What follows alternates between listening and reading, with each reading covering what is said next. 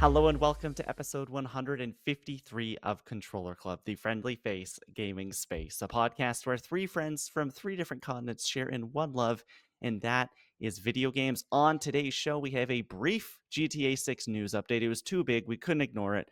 The Last of Us Season 2, Episode 5, we're going to review it, and we will share our thoughts on the Until Dawn movie. But before all that, let's introduce our panel of hosts today. My name is Kleinfeld. And alongside me, as always, are two of my best friends in the whole wide gaming world. First, coming to us from across the pond, it is the digital art daredevil himself, Tom Drew. Tom, how are you? How's life? What's going on? Yeah, I'm doing good. Yeah, we've got lots to talk about on the show this week. I'm finally glad that I was able to watch the Until Dawn movie this past weekend, so we can finally talk about that this episode, and obviously all the other stuff we got lined up for the show. But yeah, feeling good. The weather's very bright, as you can see from my window. Like the sun is just shining through. It's crazy. So yeah, feeling good. Next up, it is journalist extraordinaire, the Australian abroad slash the Canadian in training, enjoying the last week of her 20s, Lauren Rouse. Lauren, 30. It's coming. A week from yesterday. I don't know what you're talking about. I stay in my 20s forever. Okay, sure. You can convince yourself of that. That's okay. Whatever gets you through the night. How are you doing, Lauren? Doing well. I've just come off seeing you in person, which was very fun. We spent a fun weekend in Whistler. We were basically in The Last of Us. We were in Britannia Mine, which is where they filmed some of episode 2. So that was very cool for us. Yeah, and it was a really fun weekend. Very cool that we get to hang out in person more often now. I know it's no longer a intercontinental trip whenever we want to see each other. So you are nice and close, which is awesome. But that's not what we're here to talk about today. We're here to talk about The Last of Us. We're here to talk about GTA. So let's get into it. We're going to bring back the news we choose just for a brief moment. We haven't been doing this during The Last of Us Season 2 because it has been so busy, but this was too big for us to ignore. So Tom Drew, it's been a long time. Please give us that news jingle. Yeah, the pipe's a little rusty, so I hope you do this okay. Do you need to go some vocal Yes. Mamma exercises? mia, mamma Harley mia, Rae mamma mia, Jepsen, channel mamma. your inner superstar. Please, Canadian Queen, give me your strength. It's the news we choose. Yeah. We have one story on the dock today. Well, kind of two, but they are combined together. I'll just read a couple paragraphs and then we can just get some quick thoughts and jump over to The Last of Us. Over the last week, we finally heard something about GTA 6. It had been more than 500 days since that debut trailer was supposed to be coming here in 2025. Well, that is no longer the case. It was revealed that Rockstar's next open world adventure has been delayed to May 26th, 2026, meaning it will no longer hit that 2025 release date, which means my fantasy critic team is dunzo bananas. It is over. I thought for sure this was going to be my ringer, and it is gone. Tom Drew, congratulations on the counterpick there. Also, the day after that, Rockstar and Take Two were like, that's not enough. We're not just delaying the game.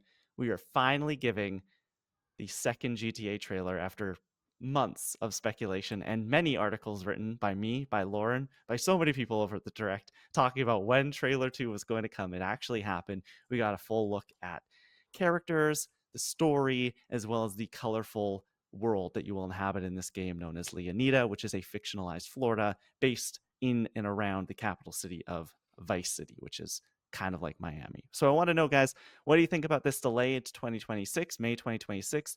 And what do you think about the trailer itself? Lauren, any big thoughts? I think I was slightly surprised by the delay. I know it's always been on everyone's minds of like, will they make it? Will they not make it? I have always been an optimist on the show. I thought that they had set this date and that they were going to meet it. So I was a bit disappointed that it was pushed back. At least though they pushed it back and then gave a solid date. So it was kind of like, yeah, we have to delay it, but now you know exactly when you can look forward to it. So you can book it in May next year. But yeah, that was a shame, I guess, obviously, because I do want to play the game. It looks really good. But now we have to wait a little bit longer. At least now, the back half of the year, everyone can start planning their flags in all the dates that they want because they don't have to worry about GTA filling it up now. Yeah, or anything that they had maybe thought, you know what? Developers at so and so studio, You can take your time. We don't need to worry about releasing this year. Take your time. We'll release it next spring. And now they're going, no, no, no, no, no, no, no. Paddock, crunch. We got to get it out. We got to get it out before May 2026. Tom, do you think that they hit this May 2026 date? Do you think this is the last time we see a GTA 6 delay? Well, this is the thing. I mean, like Jason Schreier recently like made a report, and I don't know if it was like either just speculation on his part or like kind of a projection, but he kind of was saying that like there's a chance it could get delayed. I think there is always still a chance that something a game as big as this could still get delayed. Similar to Lauren, I was optimistic about the game hitting late this year last time. But I'm going to stay optimistic that it'll hit the May date this time as well in 2026. I think it will do that. The fact that they have put like a solid release date on it now, I think shows that they have like confidence in it. And for me, like, yeah, I'm obviously very excited to play it. But it also is a kind of a sigh of relief of like, okay, I can dip back into the backlog. There are some other games coming out this year that I can focus on instead. So for me, it is kind of a weight off my shoulders almost. But yeah, like I was a little bit surprised, but also like the delay at the end of the day, it makes sense. I think that if it does hit May 2026, May 2026 is specifically for us, this isn't only a video game conversation I'm about to have, will be absolutely insane. We have Avengers Doomsday coming out in the first week of May. We have The Mandalorian and Grogu coming out, I think, the week before GTA 6. And then we have GTA 6. And Lauren and my birthday? Come on. That's Controller Club. We are winning. Let's jump to the trailer quickly. I'm sure you guys got the chance to look at it. It's been, as I said, more than 500 days since that first GTA 6 trailer that debuted in December 2023, before the Game Awards that year, which is absolutely wild. What do we think about the trailer? Were we as impressed here? I personally think that there's been a bit of a visual upgrade in some of, I mean, the first trailer looked amazing, but in some of the assets, you can definitely see like, wow, the faces, the way they're moving. Maybe it's just seeing more of the game. It looks absolutely amazing. I'm very excited for this kind of dual criminal story that they're telling with its two main characters, and the world to me looks so much fun, and I can't wait to just like exist in it and enjoy this deep story I think that they're going to tell, which is something that the GTA stories haven't really been before. That's usually been a Red Dead Redemption thing, but I think that they're taking maybe some of the lessons that Rockstar as a whole has learned and bringing it over into GTA 6. But what did we think about the trailer itself, Lauren? Yeah, it does look really great. I think at this point, it's just a matter of like what is gameplay and what isn't. They have said that some scenes in this trailer were gameplay, but I would love to know which ones, because while I have an idea of what the world is going to look like, what the characters are, what we might be doing, I don't really know what we're doing. Like, what are the parts that I actually get to engage in this world? Like, it seems like it's a cool place that I do am looking forward to exploring. Um, and the characters seem really cool. Like, I'm glad that we got to look at more of Jason in this one, and like confirmed that he was kind of like there's like this dual protagonist thing going on, which had been speculated in the leaks, but now we know for sure. But I'm kind of just a bit like, what is like, I've never played a GTA before, so I don't really know what the what the vibe is. But what do we do in this game? Like, which parts of these things, these amazing things that I'm seeing, do I actually get to engage in? Like, do I get to go and like wrestle that gator? Do I get to go kayaking? Like, can I just go up into a penthouse and swim in the pool? Like, I want to know. You haven't played a GTA game before, right, Lauren? No. Okay, you will be able to do all of that. I'm almost like 100% sure. So that's exciting. This is Well, going to be will the it look most as open. good as what I'm seeing, Yeah, while I'm doing that? the thing that blew me away visually was you talk about them talking about the mix of cinematics and in games or in game stuff. They've also mentioned that this was running on a base PS5, which is crazy to me. So if you haven't gotten the PS5 Pro yet, I think you're still going to have a good time playing this. It's going to look just as beautiful. But Tom, was there anything that stood out to you trailer wise here? Yeah, well, I think I'm similar to Lauren, where it's kind of like I really like the vibe. Like I think the kind of glimpses of like the relationship between these two protagonists, like I'm really liking that so far. I think like it seems really fun and zany and like that. Yeah, like it just seems like it'll be like a cool experience to go through. But yeah, I am kind of just left wondering what the gameplay is going to be like, because there are some glimpses of the footage where I'm like, okay, I can kind of tell like some gunplay here and there. That I'm like, okay, that seems like it's gameplay. Some of the vehicle stuff seems like it's gameplay. But I just want to see like first, well, like on one side, like some of the set pieces of like the story, like what are those going to look like in terms of like those action set pieces and that sort of thing. But also, again, similar to what Lauren was saying, like how much freedom are we going to get like as we go into this? How expansive is the world? Like they've kind of talked about like how big the world is. I think it was like double the size of Red Dead, if I'm not mistaken. Oh my But god, is it? well, I think that's what I read somewhere. Red Dead is so large. Which is massive, and there's like multiple different areas apparently in this in Leonida. So but I want to see it. Like I just want to see like a hands-on demo. I think that would be my ideal thing for now. Yeah. Because yeah, like I thought this trailer was great. But for me, I'm always kind of like, okay, but I want to see what I'm actually doing like 90% of the time. So yeah, I like the vibes of this, but just hoping for a little bit of gameplay. Maybe we'll get some over the summer during like Summer Games Fest time, but I'm not really sure if they've decided to drop this like at the time that they have. That's the next beat. I think looking forward, that's the next thing we can look forward to as gamers. We now have 2 trailers.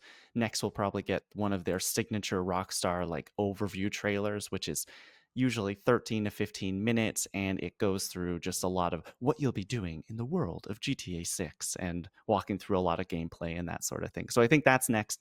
May get that by the end of the year if this is coming out in May, if not probably early 2026. But I'm excited that the ball is actually rolling towards this game. For a long time, it felt like, okay, yeah, you said 2025, but even me, who is the most like optimistic believer of that date, I was still kind of going, you have to start promoting this soon, because if it's coming out by the end of the year, you're going to want to have the billboard ads and the TV commercials and the Mountain Dew tie-in or whatever. So I think I'm glad that they now we have a date, even though it is further out, and that we have a trailer. But I think it's time for us to jump from like one take on the American hellscape to another and get into The Last of Us season 2. So Tom, Drew, please give us that outro. It's the news we choose. Yeah. Okay, and now we jump from being Controller Club to Cordyceps Club. Lauren Rouse, I'm handing you the reins. Let's jump into The Last of Us season 2, episode 5. Well, just picking up on a plot thread from last week, Tom, did you come up with a cordyceps jingle? Oh gosh. I didn't, but I could just Okay, all rattle right. one You'll off have one more quickly. chance next week. I want Okay, to hear it. one more chance. Oh, Okay, two I'll more think over chances. this Sorry. week. Okay, Yeah, we'll do two it. more 2 more weeks to go after this. All right. Look forward to that next week, everyone. So we're starting. So season 2, episode 5, titled "Feel Her Love." It's written by Craig Mazin again, and directed by Stephen Williams. As always, we're going to talk about spoiler-free impressions first. What were your overall thoughts from the episode? I think for me, this was still on a similar level to last week, but not as impactful. Like I started to have a few more of those teething issues that I'd had earlier in the season come up again in this one for me. But um, I think that's just becoming like something that happens in this experience where it's like the show is the show, the game is the game, and there are parts of the game that just aren't translating into the show, and vice versa. It wouldn't work the other way as well. So there are things that I'm liking about what they're doing here, but there are also things that I'm like, it's just not. They're just not quite capturing it the same, which is it's frustrating to see. But also, I'm like, I don't know what they could be doing differently to make that happen. So that's kind of how I'm feeling on this episode. But what do you guys think? Tom, how did you feel about this episode? Yeah, actually, I quite liked this episode. It is definitely one of the ones I've been higher on throughout the season. I have been kind of seeing like this sentiment online that of like of yeah this like show, and we talked about it as well. Like the show's not the same as the game, and a lot of people aren't like happy about that. And like to some extent, I am also kind of like hoping was hoping for certain things to be adapted certain ways, and like things have been changed. And there's still things in this episode that I'm waiting to see how it all unravels and like where they're kind of heading with it. But at least for me, a lot of this felt like almost the most Last of Us Part Two that it has. In some aspects, specifically just like some of the actual kind of getting into the revengeness plot of this all, finally getting to that point. So I really liked that aspect of it. Um, So yeah, I actually like quite enjoyed this for what it was, but I am also simultaneously very worried because it is episode 5. We have 2 episodes left, and I'm just not sure if we're gonna fit everything in that we need to before season 3. But that's also a conversation we can get into. But yeah, I think overall quite enjoy this one, but with trepidation going forward. What about you, Klein? We watched this episode together. We did. So that just, bumps it up a couple points in my books just from the start. I think that this episode is good, not great. I don't think it hits quite the highs of last week, but I do also think it is pretty solid. It's definitely one of the more solid episodes of the season so far. I am starting to think that this is episode 5. Um, I'm starting to think that when we look back on season 2, we will. I have a feeling season 2 will look back a little less fondly than season 1. But I had a feeling coming into that this is just a hard story to adapt, and those cracks are showing a little bit. And I do feel I am a little bit with Tom here. I think that something that The Last of Us Part 2, the game, needed more than anything, more than season 1, was time. It was more time, and I don't know if we're going to get enough of it, even though we are splitting it up into 2 different seasons. And so the 7-episode mark here, with next week the way that we're going with the story, and then we're going to come back for one more episode and wait a couple of years to get season 3.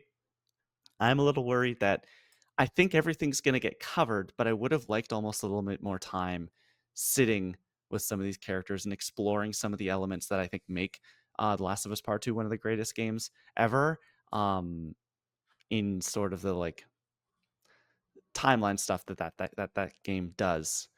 So I think this is great. I think that this season continues to be great, but I don't know if it's living up to season 1 for me. The more I think about it.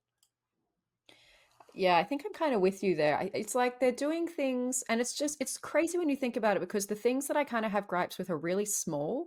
And like, in an adaptation of something like Harry Potter, they'll have changed the entire plot of the novel, and I'll still be like, oh, that was fine. And here I'm talking about like a small, tiny change that they've done, and it's really not sitting right with me all the time. So we're talking about like nitpicks here most of the time, but it is enough to sort of make me, yeah, really have to separate the experiences, which is something I've been trying to do all season, but maybe been failing at. And it's not enough to like throw me off and be like, oh, the show is bad and I'm not enjoying it. It's just that I have to be mindful of that. Like if I want to try and enjoy it, being like, okay, they are going to change things. But as always, it's interesting to see what the non-game players, how they react. And we did have some non-game players in the room with us when we were watching. So we might get into like some of the debates they had as well. But let's talk about what happened. So we're starting the episode with Hanrahan, who's played by Alana Ubek, who we met last week as a WLF soldier. And she's going through a hospital of other WLF soldiers to talk to another sergeant, Sergeant Park. And Hanrahan wants to know why Sergeant Park has killed her own men when they might be on the brink of another war with the Seraphites. They don't really have men to waste. And so Park explains that they had been clearing out the lower levels of this hospital that they've set up in, and everything was fine until they hit basement level 2. And once the soldiers entered B2, they started coughing, and they radioed to them to say, seal us in because it's in the air. So that's what they did. Park sealed them all in, including her own son, Leon. And that's why they've all died down there, because cordyceps is now in the air. So what did you guys think of this introduction to spores? We have been waiting for them to be introduced this season. We know what they are from the game because they're constantly in the game. It's something that was retconned in the show because you don't want to have your actors wearing gas masks all the time, and it's a little bit unrealistic perhaps to think that this virus is airborne, that not everyone would have it by now. But yeah, what did you think of this sort of tease into how spores are going to play out? Well, Klein was right. First of all, I think he kind of predicted that this was how they were going to explain it, of being like basically like patient zero sort of thing, where this and that's kind of expanded into the hospital area, and now it's expanded to the air. I thought it was an effective opening because you don't see any of the visuals; it is just dialogue between these two characters. But I thought like just the interplay between these two characters in the scene kind of like really like emphasize the dread of that, of having to like sacrifice these people, and that final line from Hanrahan about Leon the son, and then that coming into play a bit later in the episode, I thought was quite effective. But yeah, I'm glad spores are in the show now. I wonder if I wonder if this is the only instance we'll get them in the show, because of like the explanation of it being like a patient zero situation, and that's why it's now kind of spurred out from the hospital. But yeah, I like this introduction overall. So did I. I think that this is a strong way to make it make sense in the continuity that they've created based on where we went with season one and how we had this kind of hive mind idea instead of the spores. And it also adds this added element that I didn't really think about, but some of the other people we were watching with, Lauren, someone mentioned something. And it's like this also brings up the idea of now you try to contain it. And what happens if the spores get out?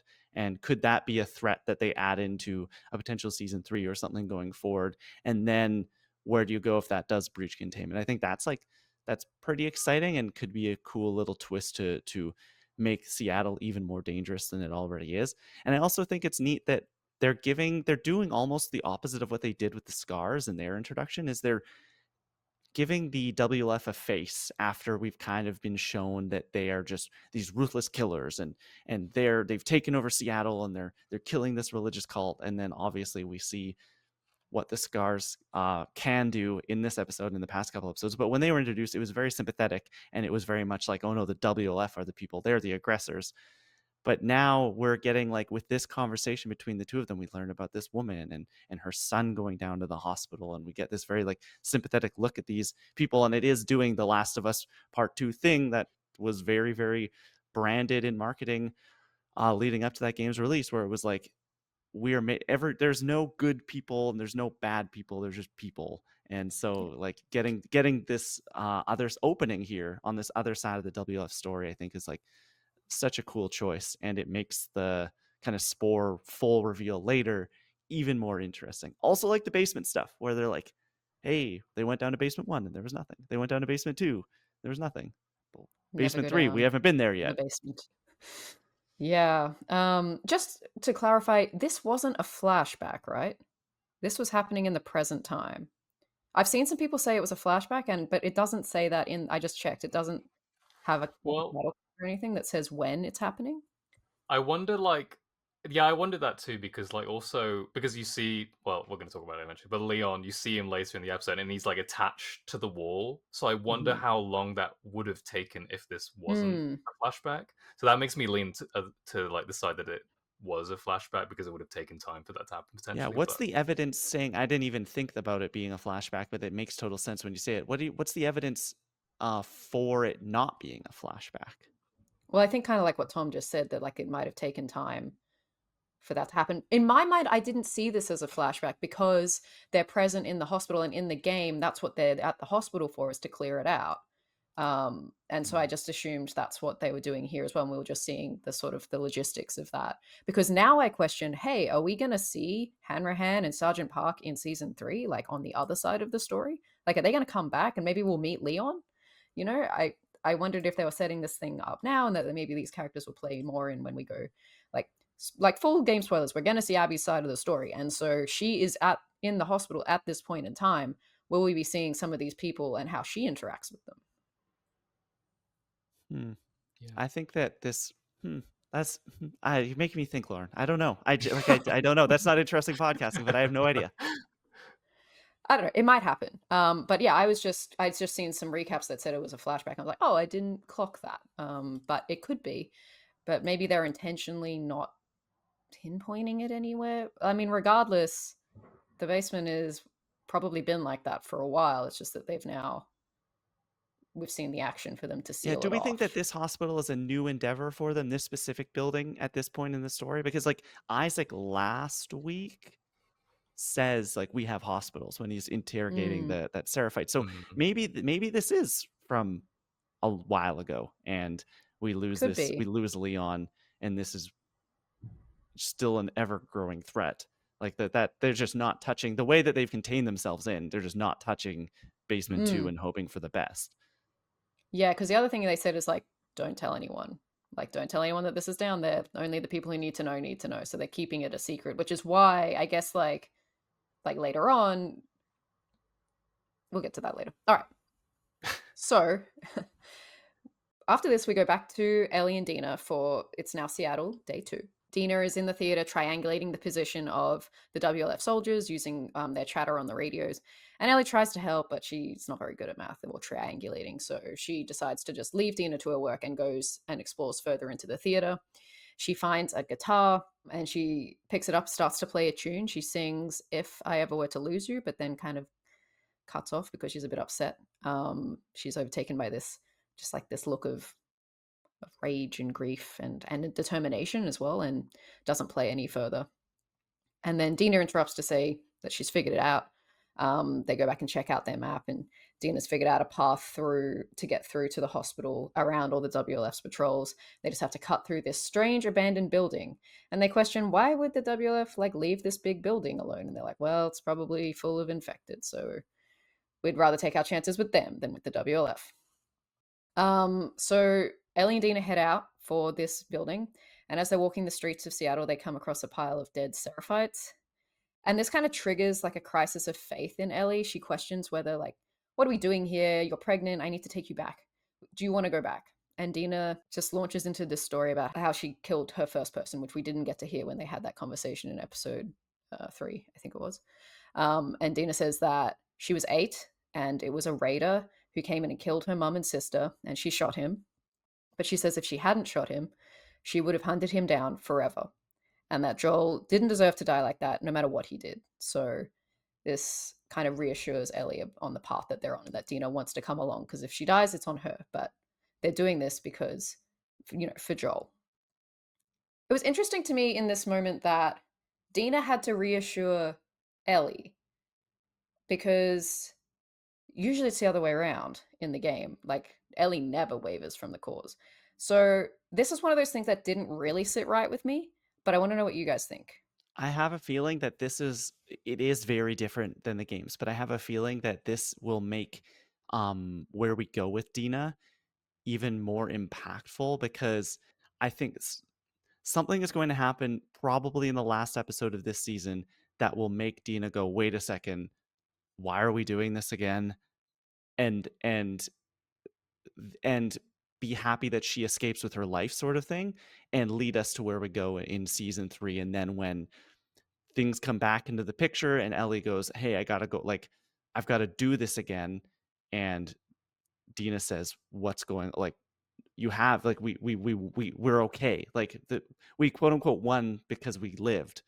That will make that moment, I think, hit a little bit harder, because she's Yeah. we know where she's coming from. But I do agree with you that it is, like, it's different, but it is like she's almost instilling the Ellie we see from the games into this Ellie in this moment.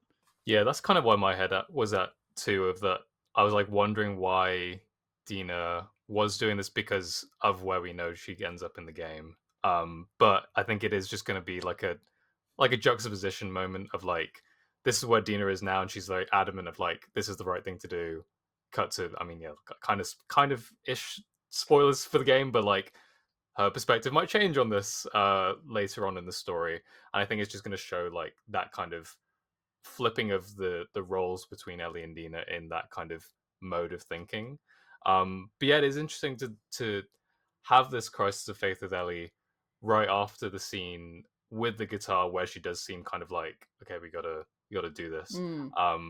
Because yeah, I do think Ellie's kind of descent is what a lot of people online are calling it, but like her kind of descent into this revenge ness in the episode was handled well, but that is kind of a moment where there is a bit of like dissonance between like that moment with the guitar and the future days, trying to play future days, and then this kind of crisis of faith. So I think the ordering of this may have Yeah.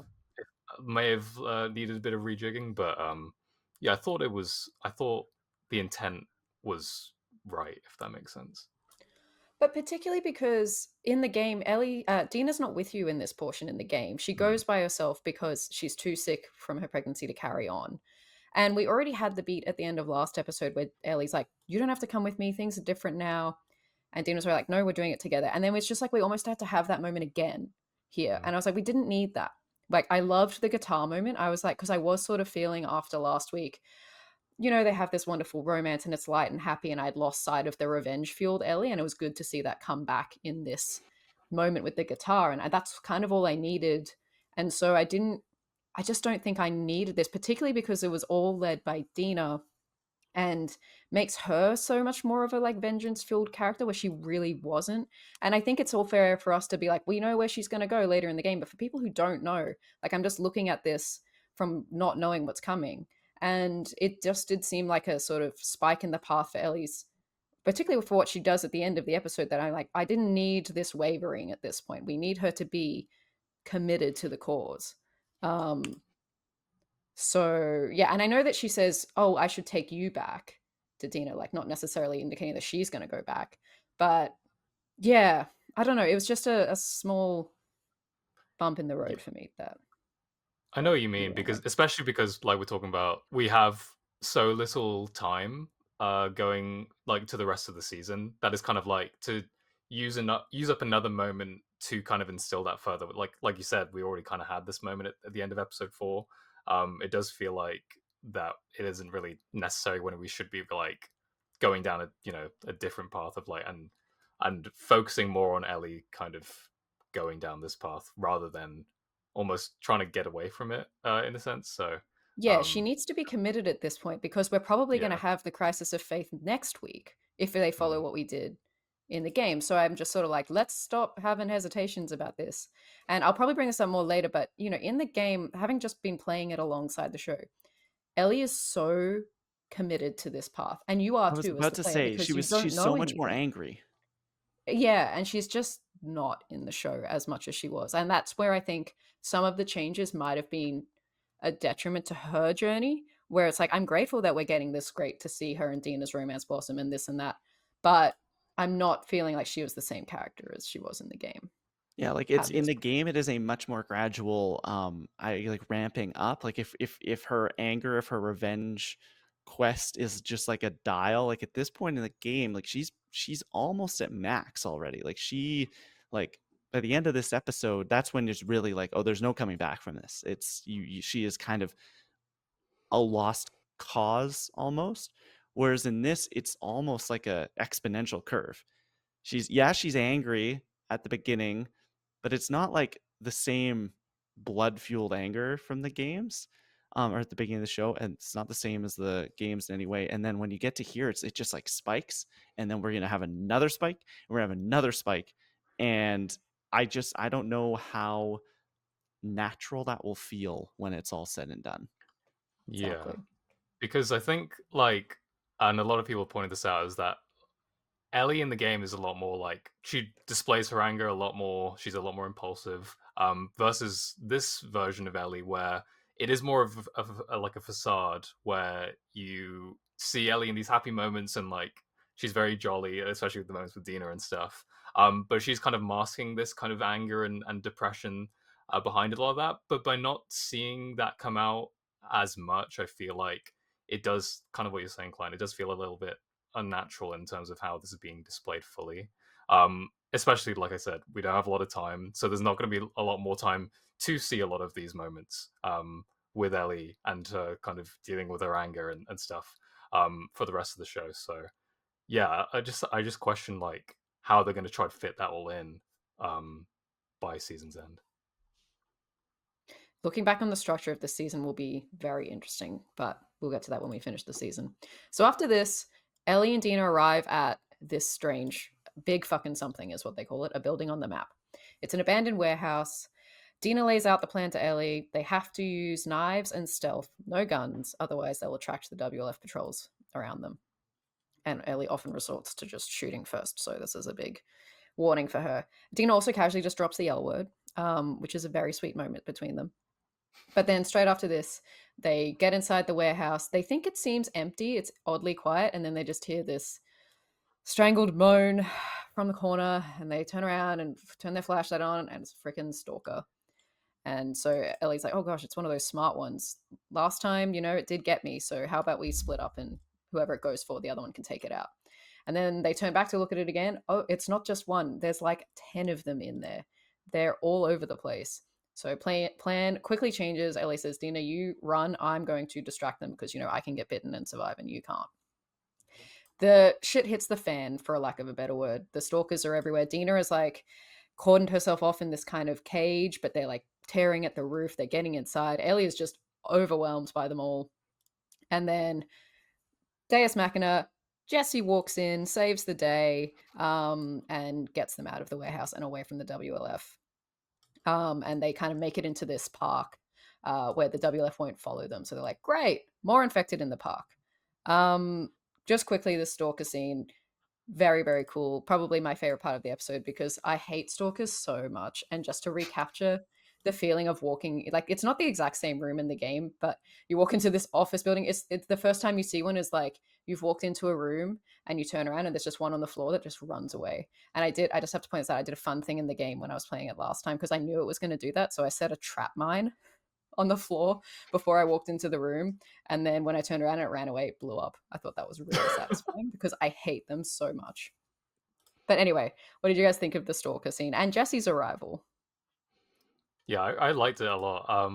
I really liked the Stalker's introduction earlier in the season, but seeing them all kind of together in this like creepy, really far off, like twitching, and I just thought it was so effectively handled. I think this is definitely my favorite kind of like video gamey scene, for lack of a better term, that they've done throughout the show so far. This and then leading into the park scene with the Seraphites as well.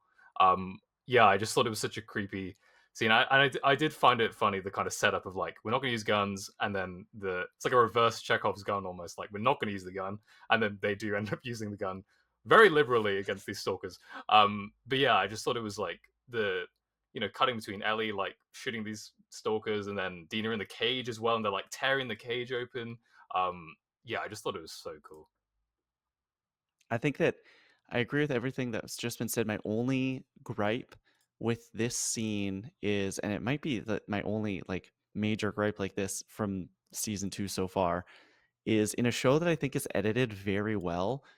It's one cut, but the cut from Dina's story to this night scene I found very jarring because they were just like, we're in bright sunlight. There's no like you could have timed it with like a lightning flash or something. It just cuts to black and now we're in darkness and we're in a completely different place. And I found that very like kind of confusing to reorient myself.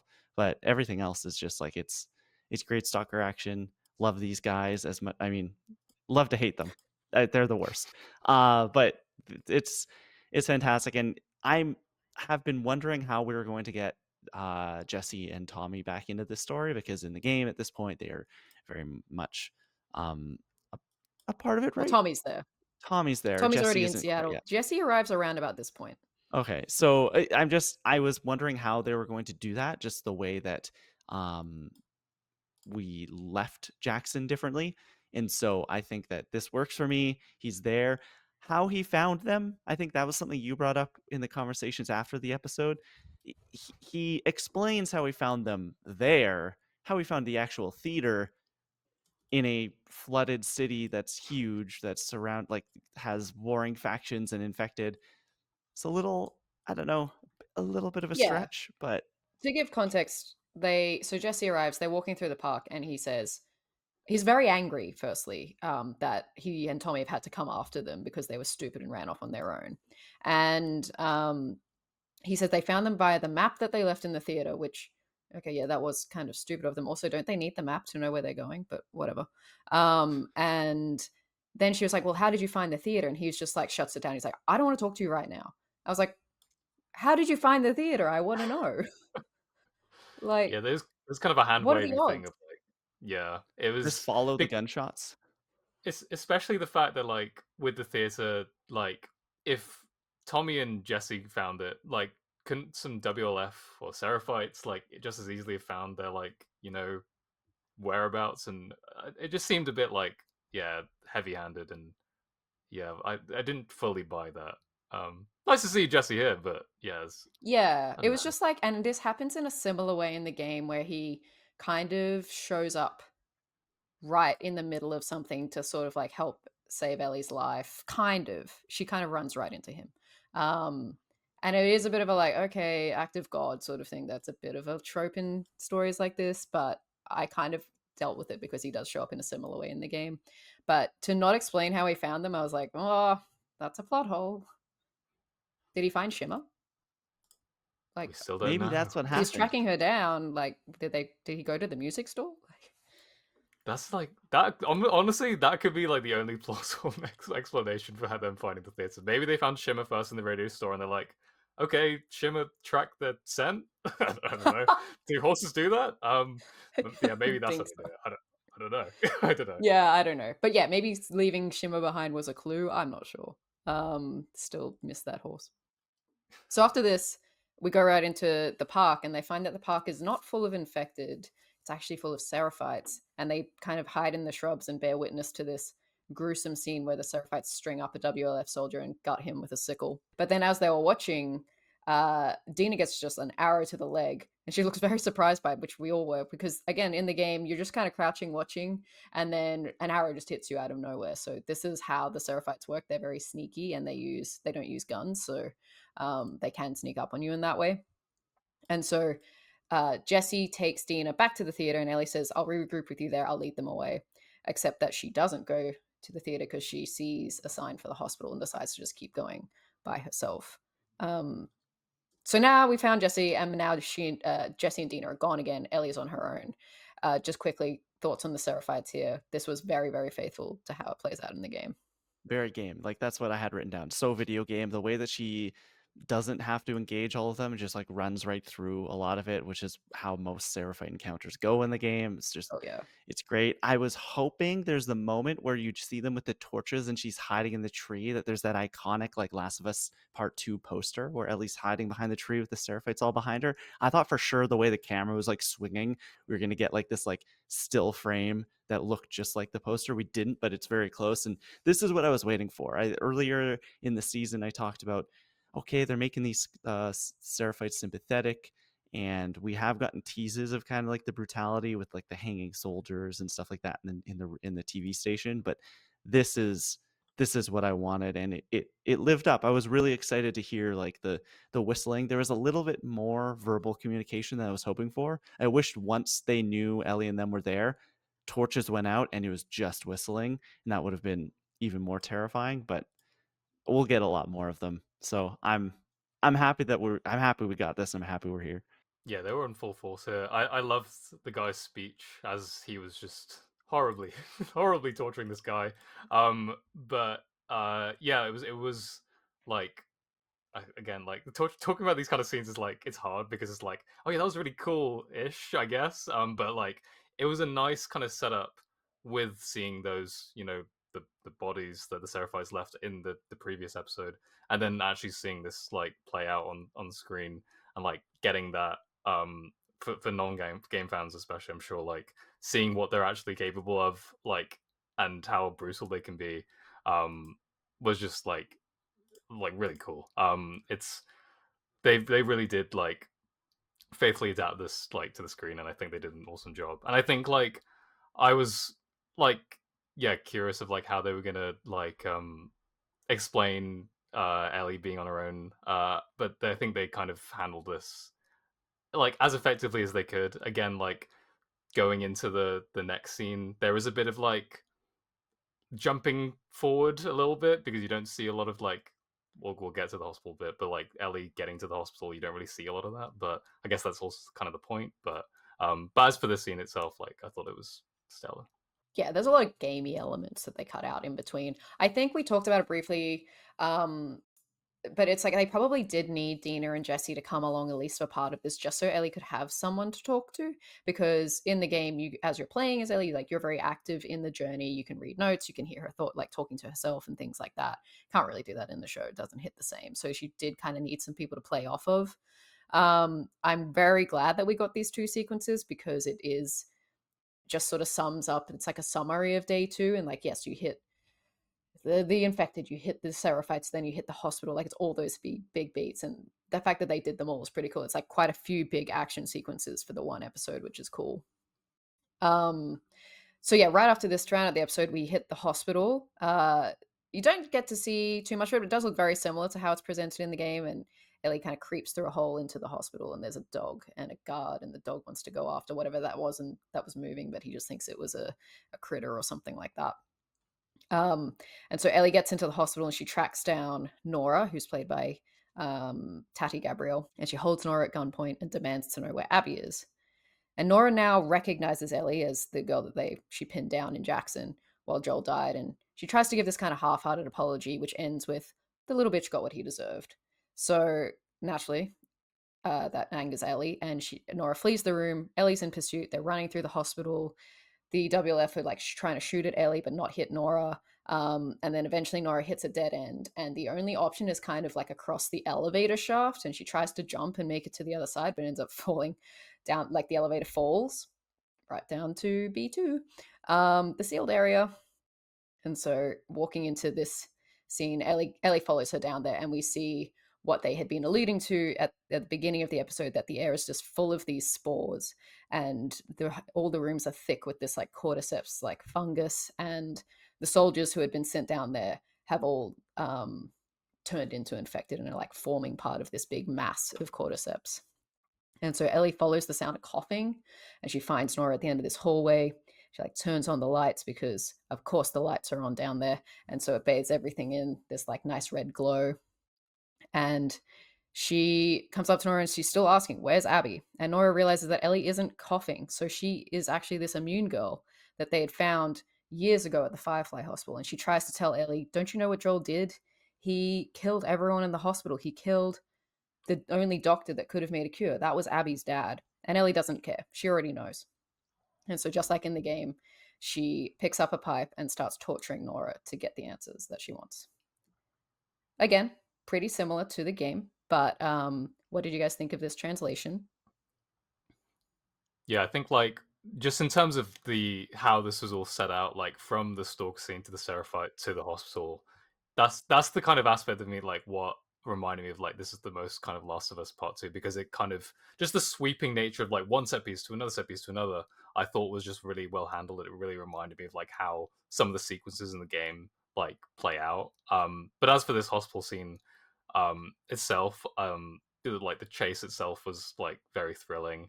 I think like Bella Ramsey in the end of this like episode, I fully bought like that they could play like this, this version of Ellie. And I think like that is why I'm kind of like I'm really glad we got this. And I hope we see more of it. I'm just hoping we have time to see more of it essentially. But like as for the scene itself, like just harrowing, like really like quite horrible to watch. Obviously. But I thought like yeah, Bella did a great job. I thought yeah, Tati Gabrielle, that line that she says about Joel is it stung like as it should, but yeah, I just thought this sequence like played out like so well. It was almost shot for shot what we got in the game, or what I remember from the game. It felt so authentically The Last of Us Part 2, and that's all you can ask for a lot of these major moments. It's something this show has done since the very beginning, is give us game fans these incredible peaks from the games, and this was definitely one of them. I think Bella's going to get their flowers from this. There's been questions about, can she act? Is she the right, or can they act? Are they the right actor for Ellie? I think that this is why you bring them on. Like, it's just such a she the brutality in which the character like takes out this other person is so it's Abby. Like, it's so revenge fueled, and then the way that Bella portrays that on their face is amazing. And shout out Tati Gabrielle, because like that performance bouncing off the back and forth I loved. And as much as you can love a scene like that. And shout out pipes. We got a pipe. Didn't strap a shiv to it, but we got a pipe. Another game Yeah, weapon.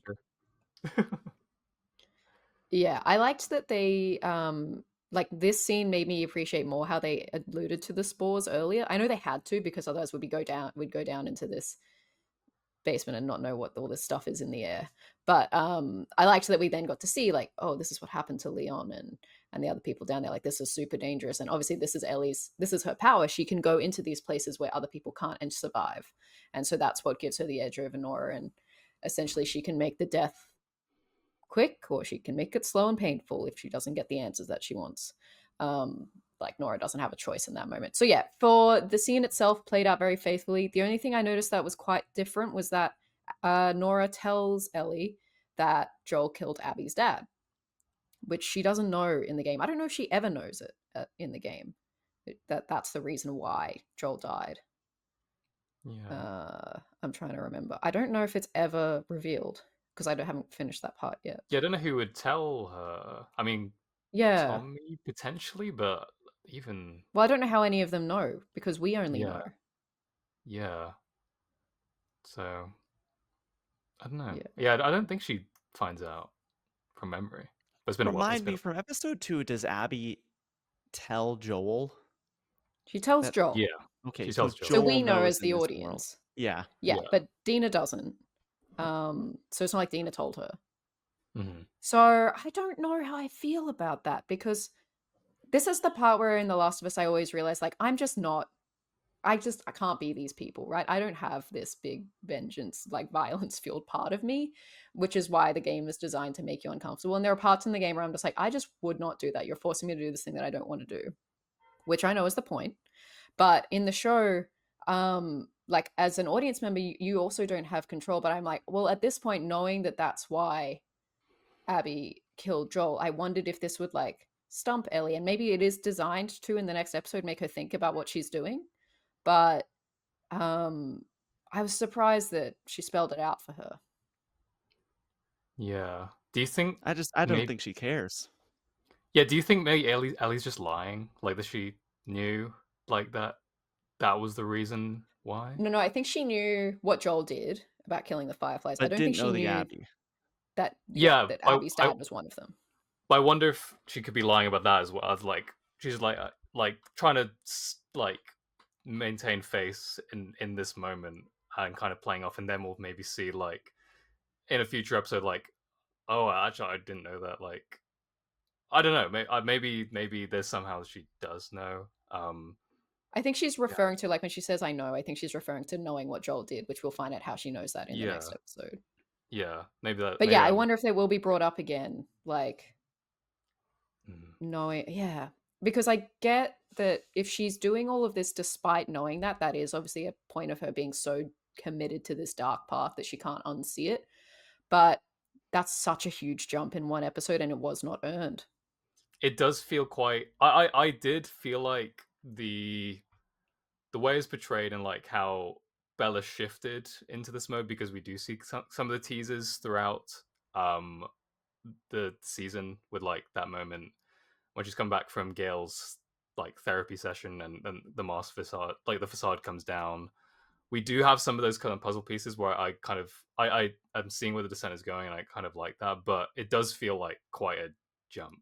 Like, and again, going back to it constantly, but like knowing that there's only 2 episodes left, it does feel like this is quite a jump, not knowing that we don't have more to explore this later on.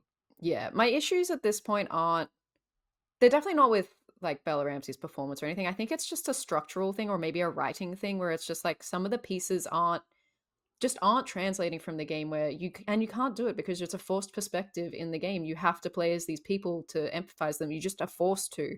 And in the show, you don't have to like anyone if you don't want to. And that's kind of also the risk of, like, introducing other characters in the show, like having those other points of perspective that are like Jesse and Dina and other characters who will come in, or Gale even, like, you like having these other points of view that you don't get is like a blessing and a curse, because they're all talking about things that are happening to Ellie, but, like, seeing it happen or playing it is very different to just talking about it. Yeah, actively experiencing it where you have the control in your hand. I think that what you just touched on there, Lauren, is the most difficult part about adapting The Last of Us Part 2 from the very beginning. That this was always going to be the issue. This could be the issue going forward even further, because the impact of that game, whereas The Last of Us Part 1 is very much, it's a movie that you play through. It's yeah, you're with these characters and you're bonding with them, but that was so much more easily adaptable. So the fact that they wanted to jump in and do Part 2, I had full faith that they could do it because they did part 1 so well, and you're bringing in Neil Druckmann still to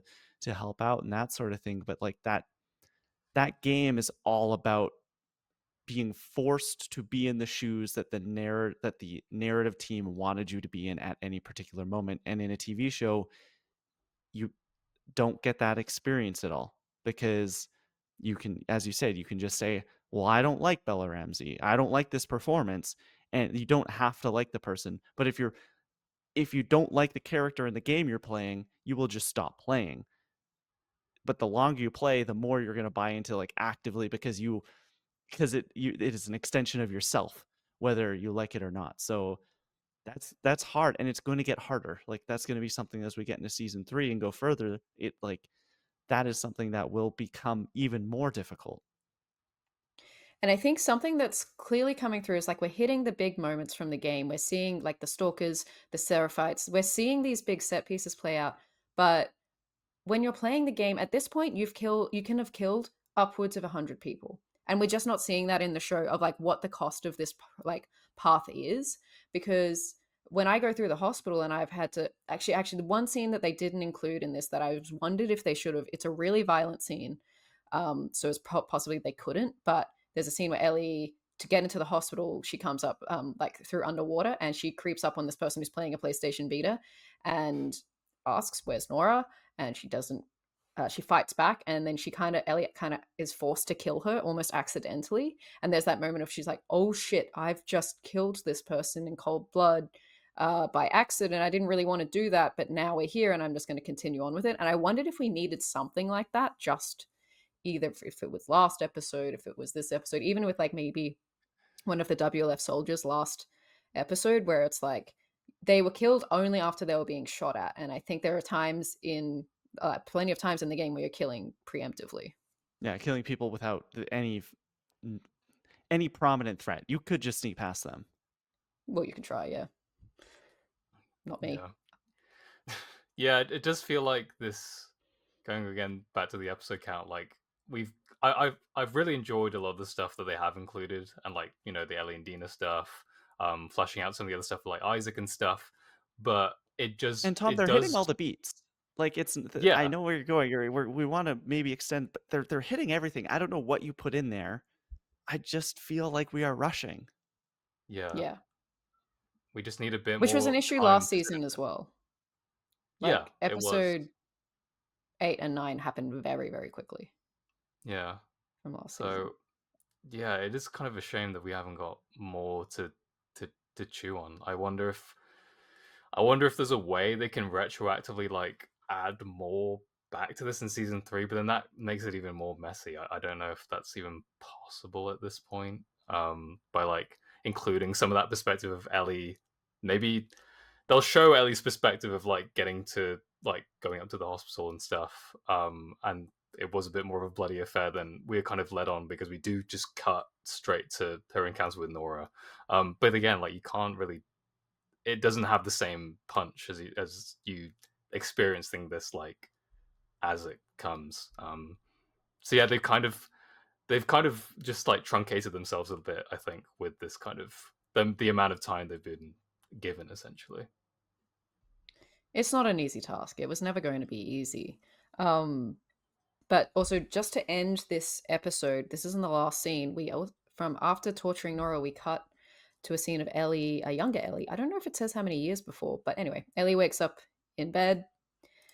Joel walks in, says, "Hey, kiddo." Oh my God. And everyone cheers because Pedro Pascal's back, baby. We're going to get him for another episode.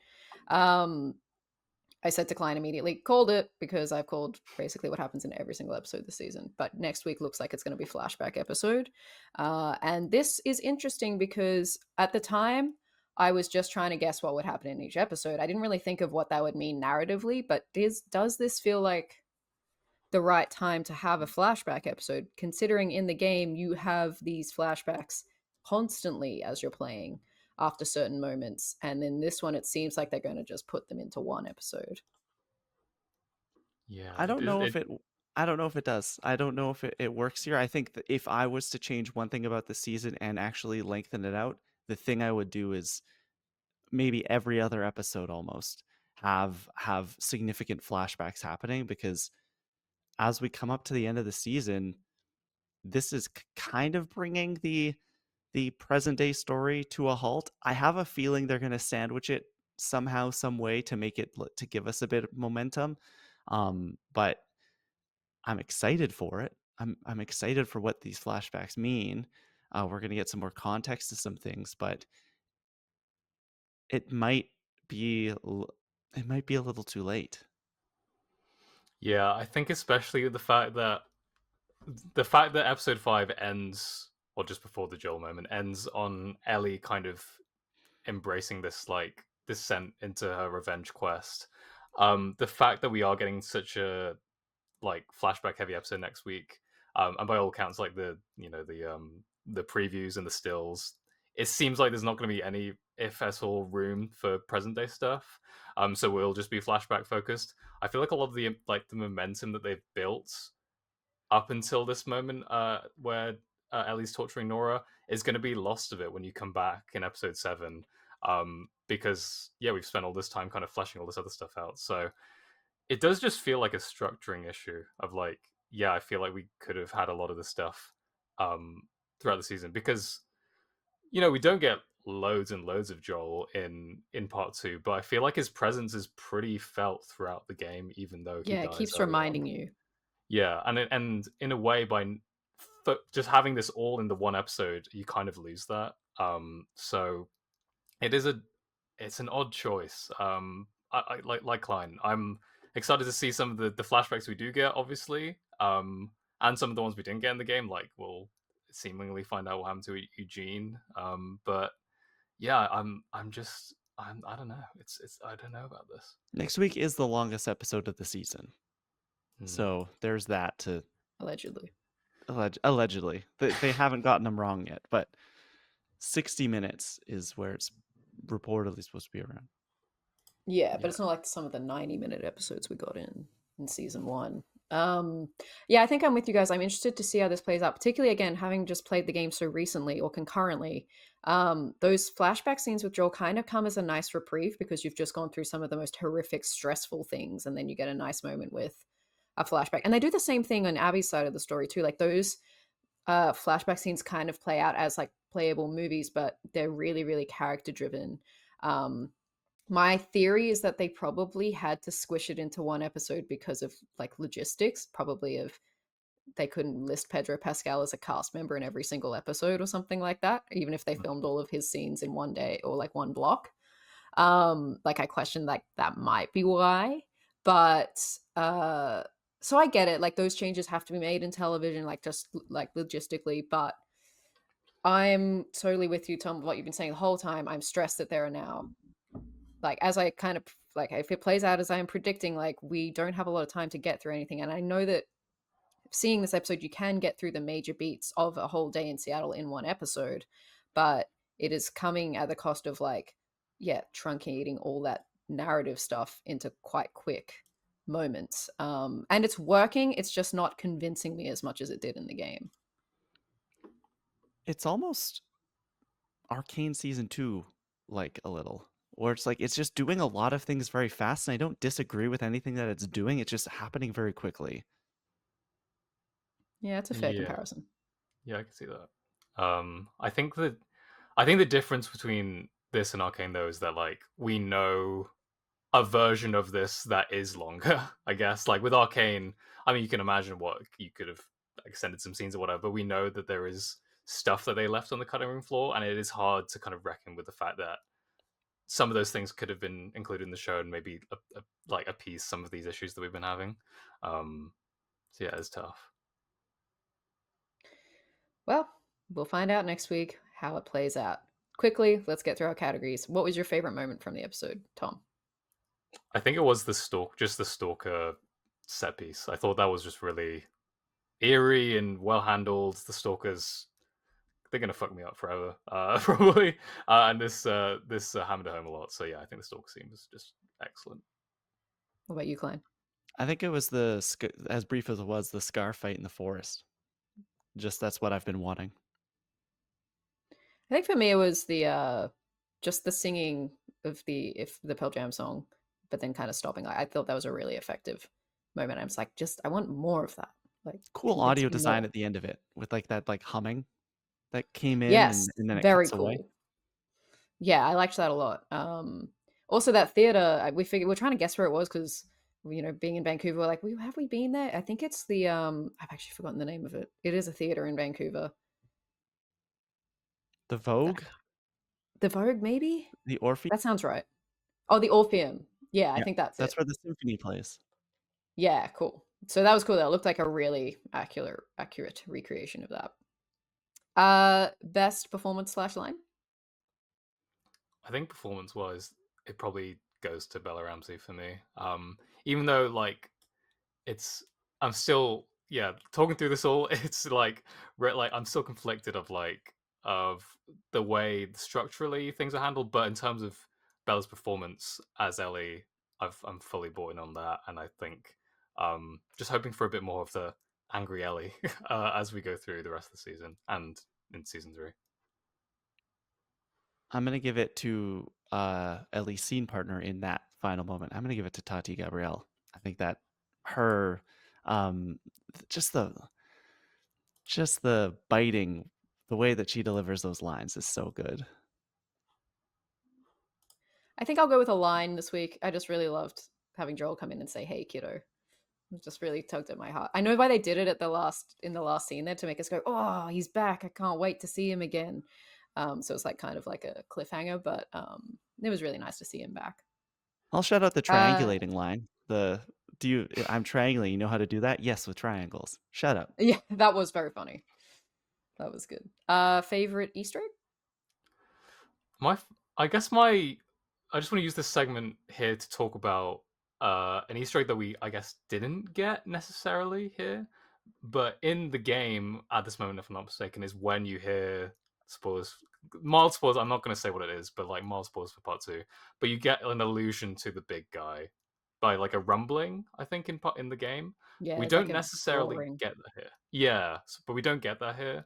Do you guys think that affects anything? I guess we also talked about like the fact that Basement 3 they haven't really touched on that as much, so maybe we'll get that um next season.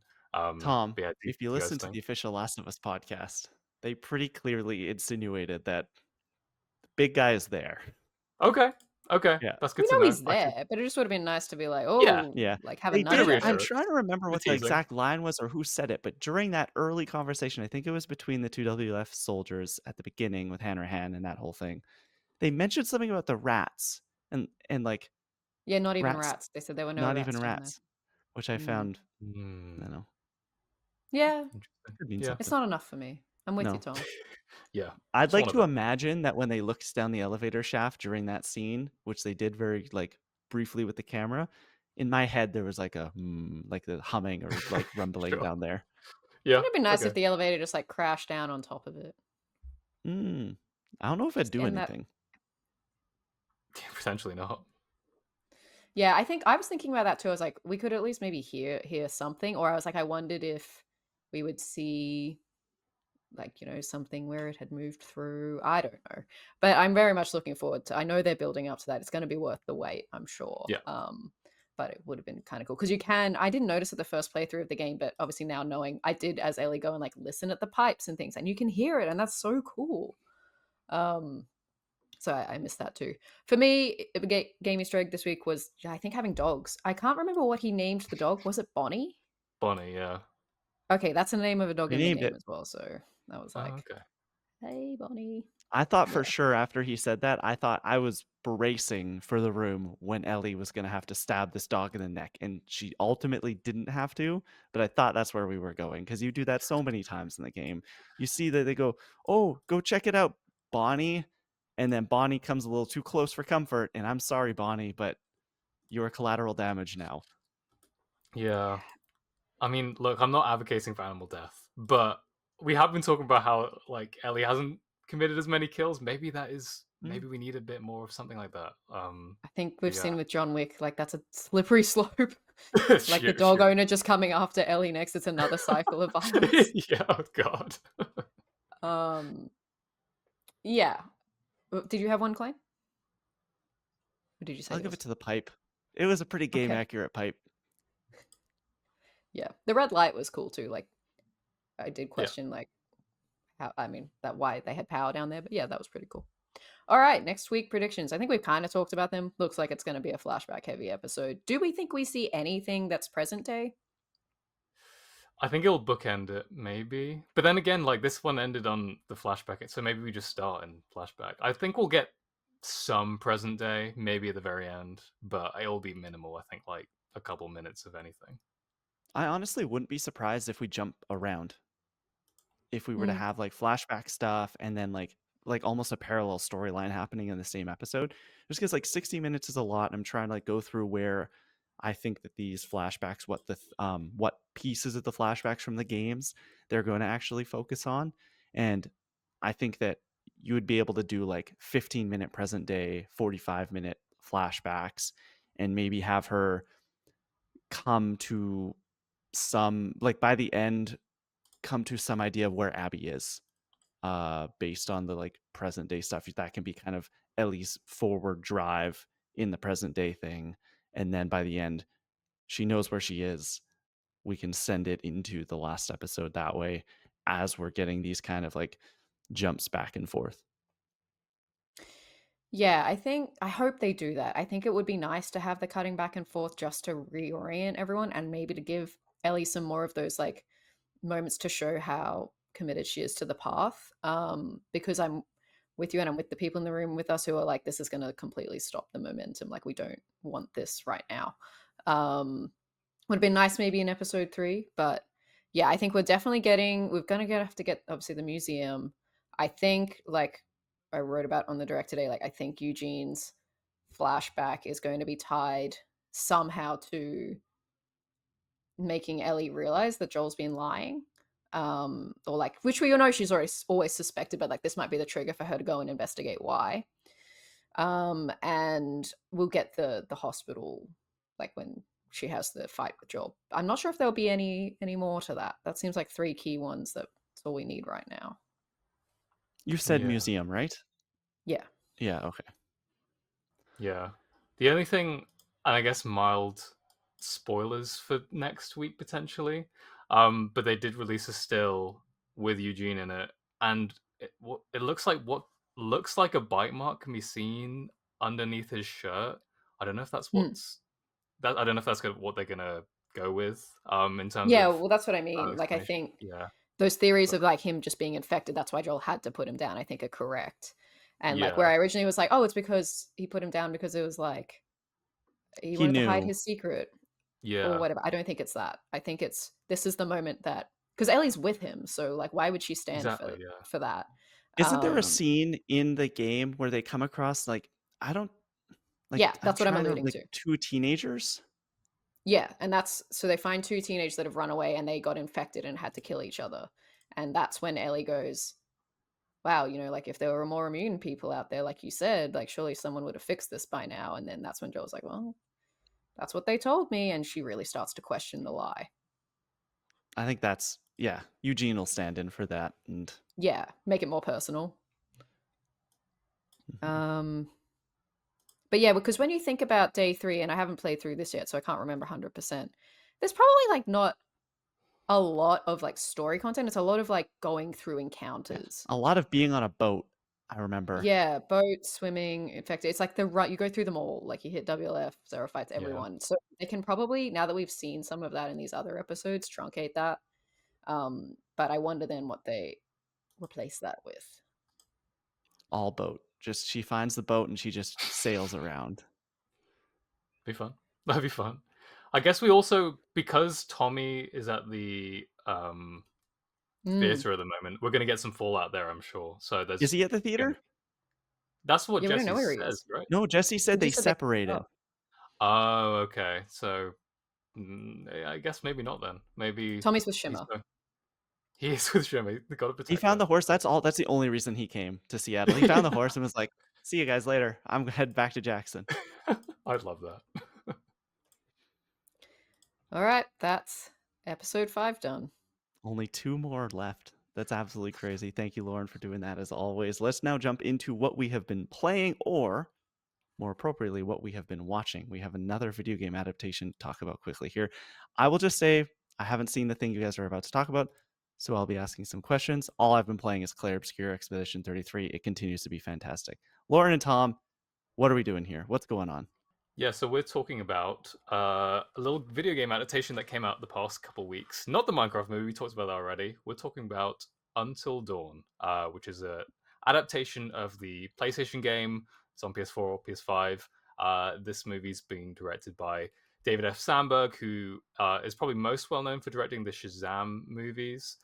But before that, he had a pretty extensive background in horror. One of his first kind of shorts was a short called Lights Out, which kind of got him on the map, and that became a full feature.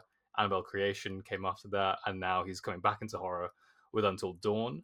And this kind of adapts the premise of the game. We'll talk a bit more about how much of that it does or not, but it's essentially, if you don't know, about this group of teenagers slash early 20s. I don't really know how old they're supposed to be, but basically one of the main character is looking for her sister who's kind of gone missing, and they come across this house, and they investigate it, and it essentially turns into this kind of Groundhog's Day esque situation where the night basically introduces a new kind of threat to this group, and they have to either deal with it or get killed by it, and then the night resets, and they're back to the beginning of the night, and they have to face another threat or another thing, and basically try to figure out how to get out of this time loop, essentially.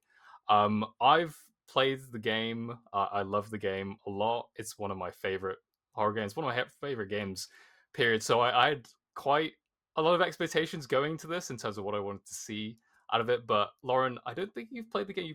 We played the Quarry, which is also by Supermassive, together on this podcast. But Lauren, what did you take away from Until Dawn? What did you think about it, just generally? Yeah, well, as a coming from the non-game player perspective, I thought it was not great.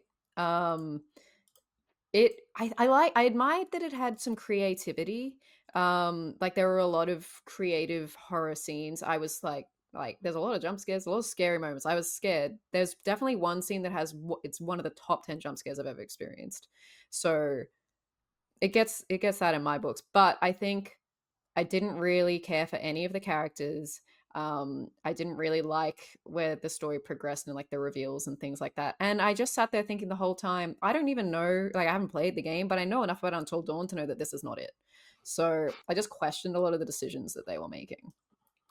Yeah, as someone who played the game, I also didn't think the movie was that great either. I think like both in the fact that like I don't think this is a great adaptation of the game, and I don't think it is just a great movie either. I thought it was quite middling overall. I think my thing with it is that yeah, this movie really takes it takes very little from the original Until Dawn. Until Dawn, the game essentially, if it's kind of a similar start where it's a group of teenagers slash early 20s. I don't know. Again, I don't know how old they are supposed to be, but they end up in a cabin in the mountains, and some basically craziness happens. But it's also there are some fantastical elements to it, but it's not. It never veers into like the mystical side of things. In the movie, there is a very clear magical item or person or thing causing a lot of this stuff to happen, because there are different entities that show up, and it just didn't feel like it captured the spirit of the game very well. I thought like it the way that the time loop kind of mechanic worked. I was curious of like okay, like okay, I kind of get like this idea of like a time loop goes back to video games because you can respawn in video games or whatever. So I guess that's a tie to video games. But in the game itself, in Until Dawn, you don't do that. You don't. Once someone dies, you just kind of keep going. So there isn't that nature to this story. Um, Yeah. but on top of that, I felt like with these kind of horror Groundhog's Day, it reminded me of like a Happy Death Day, for example, where there is a Groundhog's Day loop to it. Comparing to that, I don't. Happy Death Day is like a fine movie, is whatever. I liked it enough. But the problem I had with this is that there wasn't enough forward momentum throughout the movie for me to like really care about the characters or the story. I felt like there were certain points where, you know, throughout the nights you're hoping that the characters kind of learn something about what to do, what the kind of mechanics are of this world. They don't really go into that too much. They don't really explain everything necessarily, but in something like Happy Death Day, I feel like there's a forward momentum of like, okay, you learn a little bit more every time you kind of going through this time loop. Here it isn't really like that. You have certain deaths that show up, or entities that show up, like a witch woman at one point. I guess mild spoilers for the movie. Or there's one night in particular where you basically drink water and then you explode for some reason, which I thought was an interesting set piece, but you don't. It felt very cruel because how are you supposed to learn anything from this, or how are the characters supposed to learn anything from this? So I felt a lot like we were just doing some pastiches from horrors past, even though that one, like, I don't think there's any basis in any horror movies for that that I can think of. But yeah, it just felt like we're kind of muddling around a bit, and then there was some explanation towards the end, and then it kind of ended. But did you feel similarly, Lauren, like in regards to that? Yeah, it was just like, let's smush every single creative horror kill that we can into one sort of movie. And I was like, but why? Like, you've already got these great ideas in the game of Wendigos. Like, those are cool. Like, they're scary. And they do show up in the movie too. And they are scary. But it was kind of like they weren't the main focus because there's all these other things that are trying to kill you, like witches and clowns and all sorts of things. And I'm just like, what are we doing here? Um, I'm with you though, Tom. Like the game, I know enough to be like, choice in the game is permanent, and in the movie, it's irrelevant because you just get to do it again. Mm, So I think that that was where they really skipped on the whole like capturing the spirit part. Like, just I know it's hard to capture that element of choice into a movie, which is what we questioned this years ago when they announced the movie. We had a discussion on the podcast being like, how are they going to do this? Like, how is it going to work? How are they going to pick an ending? And they kind of avoided it by doing like making it as different from the game as possible, which is kind of not what anybody really asked for. So I don't know why they just didn't stick with like, here, pick one thing. Like, just pick, it's just going to be Wendigos killing you different ways every night. You learn more about Wendigos and how they came about. And here it's like, no, we have to have mm. all these things to keep surprising Yeah, you all. exactly. And I guess this is like, I want to talk a bit about more about the spoilers of this movie a little bit. So if you if you're listening and you want to see the movie, I guess skip ahead a couple minutes. There'll be time codes and stuff. But in this movie, the kind of explanation of what is happening is that there is a therapist or psychotherapist character played by Peter Stormare, who is also in the game. But he's kind of playing a different type of therapist in this, where he's kind of using this as kind of like an experiment, I guess. But the main character is kind of explained that everything that's being experienced is kind of a manifestation of her psyche because of her kind of grief or her kind of anxiety and depression relating to her sister. And all the monsters are explained to be deriving from that. But the movie Wait, kind of, really? yeah, that's what they I thought he say. was lying. Well, I don't know because like that isn't what the movie presents, because all the monsters and threats derive or seem to derive from the town or the mining Mm, town that this is set yeah. in. So I just didn't buy that. I was like, what? You had a perfect explanation already of like this is like um this manifestation of this town that this house was built on. But then they kind of go back on themselves and they're like, you know, this is all in your head, but it's all real though. Just to make sure it's all real. So I just thought it Oh was my very god. So confusing. they did do it was all a dream. Sort of. I couldn't tell like if Peter Stormare or like this is the thing where it's like it's kind of a mystical magical thing that is kind of hand wave. I really it's very confusing and Yeah. didn't really want to commit to one single thing because we also get a tease for this is basically a prequel Oh, for Until Dawn, like the game. I was You gonna ask, see, does it tie into the game in any significant way? Like at the end, are they teasing like we're gonna adapt the game next time? yeah, so like you see a file and Rami Malek is on one of the files, Oh my Joshua god. Is it Washington. is it video game Rami Malek or is it like just like live action Rami Malek? Like did Rami Malek get photographed for this movie? This is No, why I wonder. I don't think they must have been. no. It's either archival footage or archival imagery, or maybe it is just his model from the game because I couldn't really tell. I was trying to figure out like Because he's not how going to many come back and polygons be are in there. Until Dawn He's 2. not coming No, back. no, exactly. I I don't think think this they're was making just an Until Dawn too. no. This is just to appease fans, but I just don't really like. It doesn't make sense. Like it doesn't. None of this makes sense in the context of like the game. This world that they've crafted around it. So I don't know why they try to connect it at all if they were going to do this. Yeah, it just felt so much to me like David F. Sandberg had, or whoever had like a cool horror idea of like, what if we're in a time loop and something different tries to kill you every night? But then the only way they could get money for it was to be like, what if it's an Until Dawn adaptation because the game is and like it has IP attached to it? And you're like, That's what Yeah, it sounds like to me. just don't. Someone who hasn't seen it. basically. Yeah, that's pretty much it. So yeah, Tom, as someone who has played the game, was there anything in there that was like, I mean, oh man, like that's the from one the game? the Hayden one thing is, Panettiere. I mean, I wish if Hayden There are Panettiere like was in. missing posters with some familiar faces on them. Yeah, there's that. I mean, the Wendigos, like Lauren mentioned, are the main Hmm. kind of threat in Until Dawn, What and about the like weird Peter therapist Stormare, man? Pierce Sommer, yeah, the therapist guy, like but he's he not is playing in the there. same character. Yeah, he's a What? different kind of guy. Like he's a therapist still, but he's a diff. It's It's it's not it's him? it's not him, and he kind of acts a Well, little differently. I guess maybe at the end it's kind of revealed to be him. You could explain it as it, but I just feel like the way they present him in Until What's the Dawn, it just point? doesn't. Why do we do I this? don't know. I don't know. I will say the Wendigos. I like that they were practical. Like I thought they looked Yeah. quite terrifying. Like Lauren said, I think there are some like quote unquote fun moments. Like there are some fun kills, and like there are some generally terrifying bits. There's one bit where um like a Wendigo is kind of crawling around and a light is kind of illuminating it.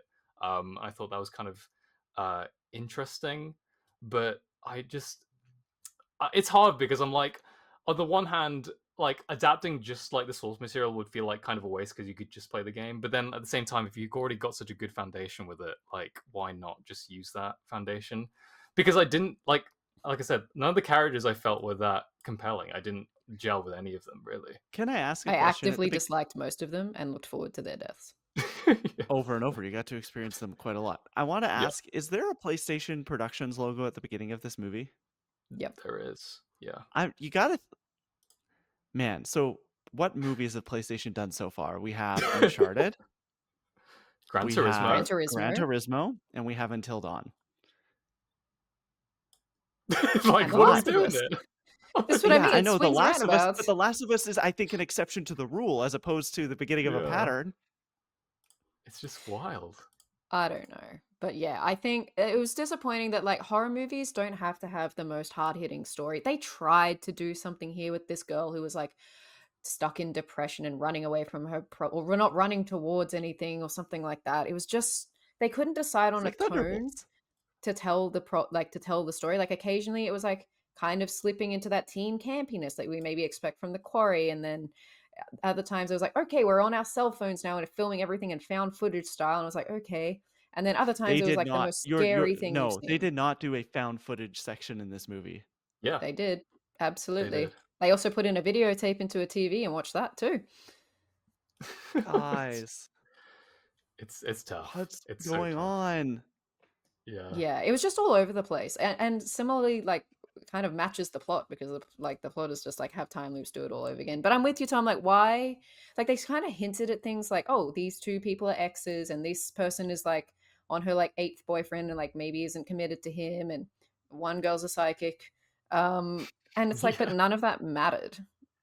No. Did you also know that one of or two of the characters are like step siblings? Oh my god, no, I I had to read that. Yeah, I looked it up and I was like, wait, they were? Because I did not get any like implication that they didn't seem to care about each other at all, especially in certain moments when like They're waiting for they're that together. reveal for the second movie, Tom. It's an Empire Yeah. Strikes Back situation. I guess we gotta wait till They Until have Dawn they have 2. a 3-movie plan. Oh jeez. You're just reading ahead. Yeah. Yeah. Great. I don't know. Yeah. I don't really know what else to say about this. I think like They had some good kills. There were some creative ideas Yeah. that I was like, whoa, that was gross. And again, I had some good jump scares. So, Mhm. like, props to them for being a horror movie. It just wasn't an Until Dawn horror movie. Props to them for being a horror movie. Put it on the fucking box. Oh, sorry. Good job. Yeah. But if it's on streaming and it's on the front page, maybe watch it. But then I don't know. That's my glowing If you need to recommend. look for it, if you need to hit the search button, don't bother. Yeah, just don't even. The Yeah. algorithm serves it to you. It was destined to be. I just don't know who it serves. Like, if you're an Until Dawn fan, you're probably not going to like it. If you're a horror fan, there are other great horror movies, like Sinners. Just watch Sinners. I don't. There's nothing. There's just nothing. Yeah. How many Yeah. stars out If of you 5 are you are, giving it? ooh, I think I gave it like 2 on Letterboxd. Ah, good. Great. I was a little bit more generous. I gave it 2.5 because it wasn't the worst thing I've ever seen, but it was just just kind of unremarkable. Just one of them. Unfortunately. Just a movie. I went to see it on opening day. There was 4 people in the cinema. Oh, that's tough. That is so tough. Yeah. Anyway. Oh man. Okay. Well, Until Dawn. See it in your theater near you, or I guess don't because it's probably gone by now. It probably Yeah. only lasted 2 weeks. And it's like Final Destination Bloodlines is out. I think most people, it's like the similar wrapping. People are just going to go see that. And that's getting glowing reviews right now for creative kills and a gripping story. So you don't have you can have your cake and eat it too. Yeah, exactly. Okay, that's going to basically wrap up this episode of Controller Club. I want to jump quickly into comment corner and ask you, the listener, the watcher, to leave us a comment below this episode telling us what you thought of The Last of Us Season 2, Episode 5. Tom, do we have anything from last week for comment corner? Don't believe we do. Okay. But if you got anything, send it in. We're happy to read it out on the show. Excellent. You can also follow the show at Controller Club Pod on Instagram and Blue Sky, at Controller_Club on Twitter, and at Controller.Club on TikTok. Also, if you are listening to the show, we have a video version that goes up each and every week, edited by Tom Drew, over on our YouTube channel. So head on over there, hit the subscribe button, leave us a comment, ring the bell, thumbs up. Interaction is the best. And you can rate and review us on podcast services around the globe. Tom, where can people keep up with you, and what do you have going on? Yeah, you can find me at Tom Duart, Instagram, Twitter, Blue Sky, basically everywhere. I'm hopefully gonna post some more drawings soon. I've got some Marvel Rivals fan art in the works. So if you like the game, that's on the way. But yeah, you'll find that there, Tom Duart, when it gets posted. Great. And Lauren, where can people keep up with you? You can follow me at lrouse19 on the socials. I have been really slack about posting all my work, but I have been writing things. I do things during the day occasionally. Got some like Last of Us articles on the direct if you're interested in delving into any more of the things we've talked about today. Also, I did write a kind of non-traditional review for Until Dawn on Pelaplat, which is kind of it was something creative. So go check that out on Pelaplat. It's I think if you just search Until Dawn, I'm probably the only one who's written about it. I'm hoping it's a limerick. That's what I'm dreaming of, but I don't think it You will have to be. read it. You can keep up with me everywhere. I'm at the Kleinfeld, TheKleinFelt. That's going to wrap it up for this episode of Controller Club. Thank you so much for listening, as always. Now, let's get gaming.